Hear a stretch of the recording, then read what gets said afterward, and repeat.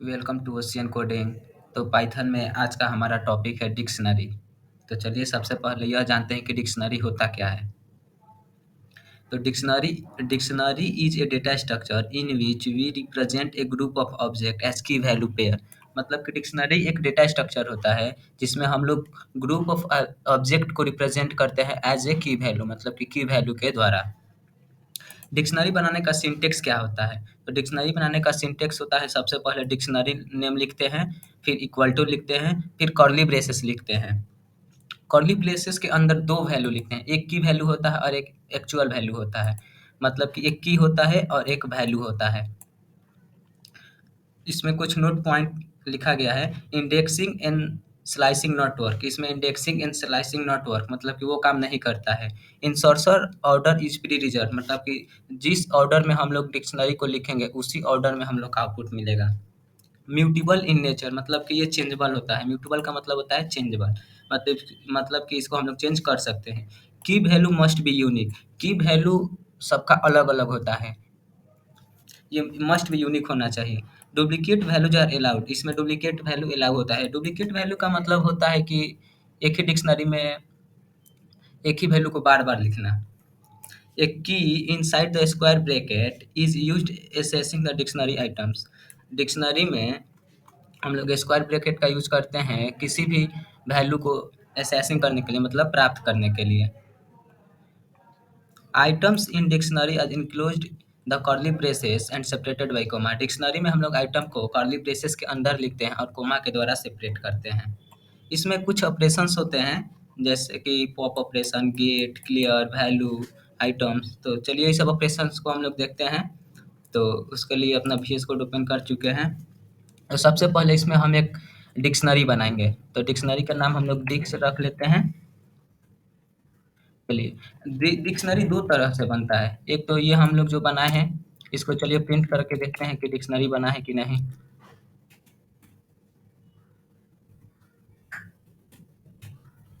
चलिए इसको प्रिंट करके देखते हैं हम लोग डिक्शनरी बना है कि नहीं। तो देखिए आउटपुट में हम लोग का आ रहा है क्लास डिक्स, मतलब कि ये डिक्शनरी ही बना है। डिक्शनरी बनाने का एक और तरीका होता है। जैसे हम लोग मान लेते हैं कि एक var नाम का वेरिएबल बनाएंगे और डिक्शनरी लिखकर हम लोग पैरेंथेसिस दे देंगे, वो भी डिक्शनरी, उस तरह भी डिक्शनरी बन जाता है। जैसे कि यहाँ पे अब हम लोग अगर var को हम लोग var का टाइप चेक करेंगे तो हम लोग का आउटपुट में डिक्शनरी ही आएगा। देखिए क्लास में डिक्शनरी ही आ रहा है। तो ये दो तरीका होता है डिक्शनरी बनाने का। तो चलिए अब हम लोग ऑपरेशंस को देखते हैं, ऑपरेशंस कैसे वर्क करता है डिक्शनरी में। तो उसके लिए हम डिक्शनरी के अंदर लिखते हैं नेम। नेम जो लिखे हैं ये की वैल्यू है, ठीक है। इसके ऑर्डर में हम क्या वैल्यू दे रहे हैं, मान लीजिए हम किसी का नेम ही ले लेते हैं, जैसे हम अभिषेक ले लेते हैं। फिर इसमें जो वैल्यू सेपरेट होगा कॉमा के द्वारा, तो कॉमा लिखते हैं। फिर मान लीजिए हम एज ले लेते हैं, इसके अकॉर्डिंग जो हम लोग वैल्यू दे रहे हैं वो 20 दे रहे हैं। फिर मान लीजिए हम लोग एक और इंट नाम का ले लेते हैं कि इसके अकॉर्डिंग जो हम लोग वैल्यू देंगे वो 5 दे रहे हैं। तो ये हम लोग का डिक्शनरी बन चुका है। अब इसका मतलब ये जो नेम है ये की है और इसके अकॉर्डिंग जो वैल्यू है अभिषेक। यहाँ पे इज की है और इसके अकॉर्डिंग जो वैल्यू है 20 है। यहाँ पे इंट की है, इसके अकॉर्डिंग जो वैल्यू है वो 5 है। तो चलिए हम लोग डिक्शनरी को प्रिंट करा के देखते हैं।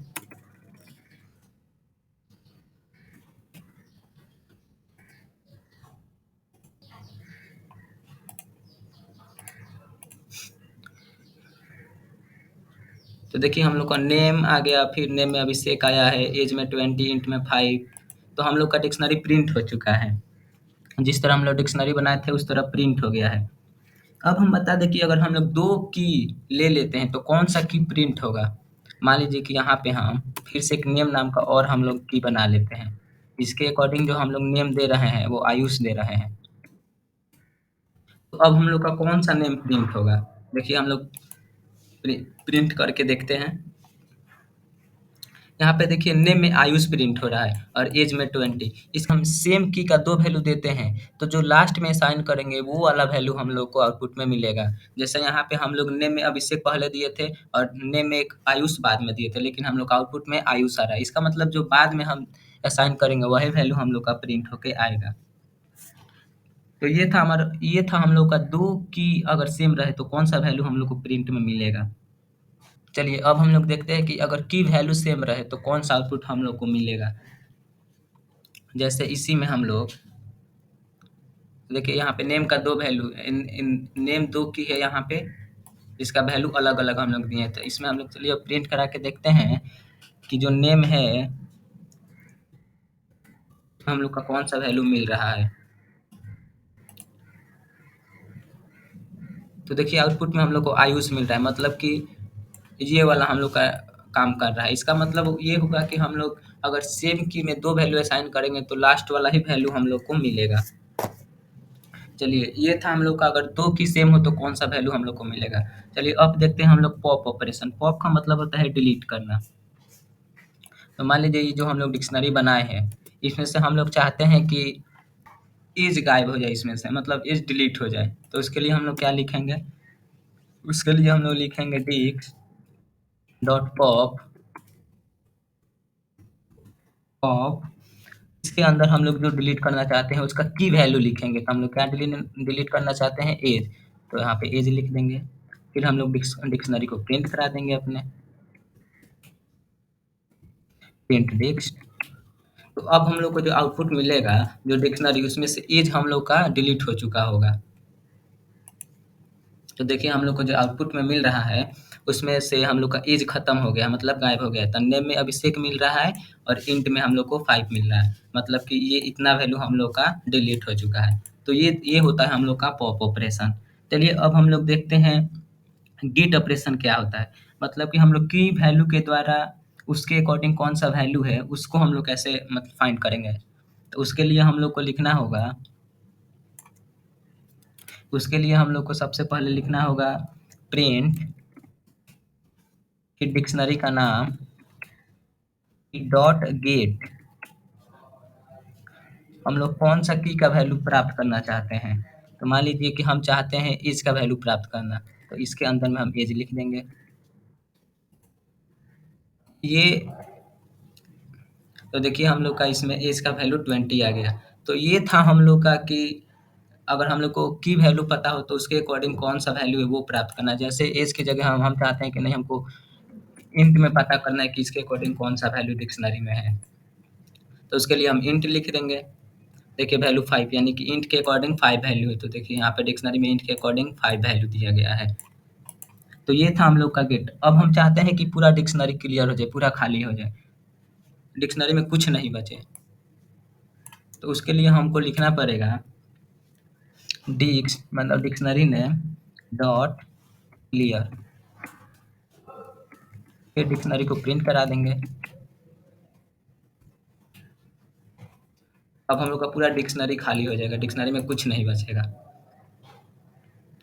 देखिए हम लोग को डिक्शनरी में कुछ नहीं बचा है, पूरा खाली हो गया हम लोग का डिक्शनरी। तो अगर हम लोग चाहते हैं पूरा डिक्शनरी खाली करना तो क्लियर क्लियर नाम का फंक्शन से हम लोग पूरा डिक्शनरी को खाली कर सकते हैं। चलिए अब हम लोग चाहते हैं कि केवल हम लोग को की वैल्यू मिले, इस डिक्शनरी में कितना की वैल्यू है सब की वैल्यू हमको मिल जाए। तो उसके लिए हम लोग को लिखना पड़ेगा प्रिंट डिक्शनरी का नेम डॉट कीज। प्रिंट हो जाएगा हम लोग का, केवल की वैल्यू मिलेगा इससे हम लोग को। तो देखिए डिक्शनरी कीज लिख के आगे है, नेम हम लोग का की है, इसमें एज की है और इंट की है। तो आप लोग देख सकते हैं यहाँ डिक्शनरी हम लोग जो बनाए हैं इसमें नेम की है और एज एक की है और एक इंट की है। तो ये हम लोग को ये आउटपुट में मिल चुका है। चलिए अब हम लोग देखते हैं कि वैल्यू कैसे मिलेगा इसका। तो इसके लिए यहाँ पे हम लोग को कुछ नहीं, बस वैल्यू लिख देना है।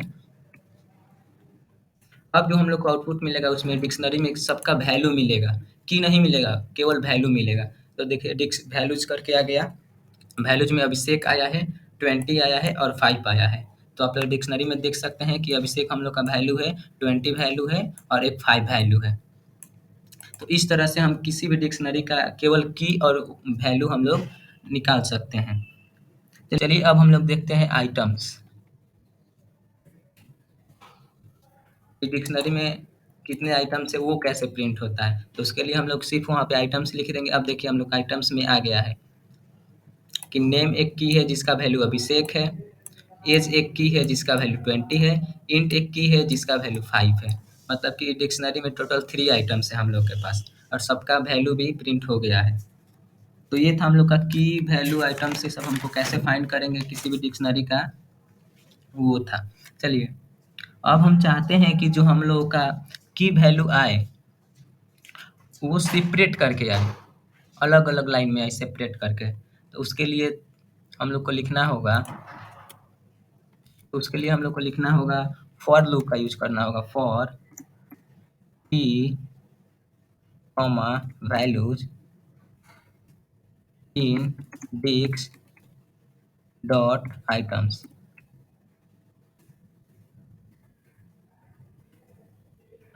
प्रिंट करा देना होगा हम लोग को की वैल्यू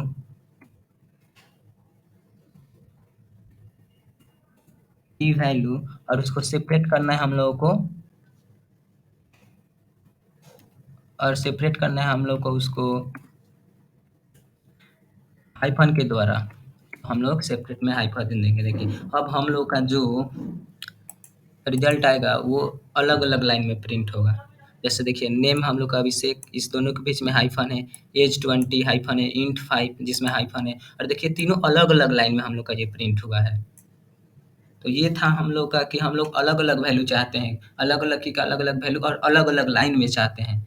तो इस तरह से हम किसी भी डिक्शनरी का आइटम्स अलग अलग लाइन में प्रिंट करा सकते हैं। अब चाहते हैं हम लोग कि ये जो एज है यहाँ पे 20 नहीं रह के मान लीजिए हमको चेंज करना है, हम यहाँ पे 50 चाहते हैं जैसे।